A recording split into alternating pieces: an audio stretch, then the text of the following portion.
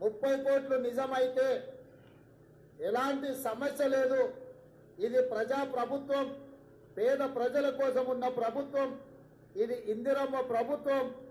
ఇందిరమ్మ ప్రభుత్వంలో కుల వృత్తులకు, చేతి వృత్తులకు సముచితమైన న్యాయం చెయ్యాలన్న విధానమే మా ఆలోచన.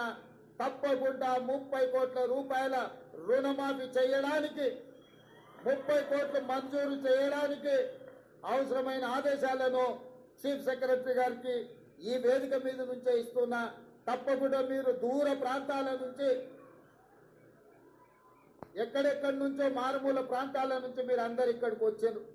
ఇంత దూరం వచ్చి మీరందరూ కలిసి ఈ సంతోషంలో భాగస్వాములైన మీరు ఇంటికి వెళ్ళి సంతోషంగా మీ కుటుంబ సభ్యులతోటి కడుపు నిండా బువ్వ తినాలి అని అంటే ఒక మంచి వార్త మీరు మోసుకో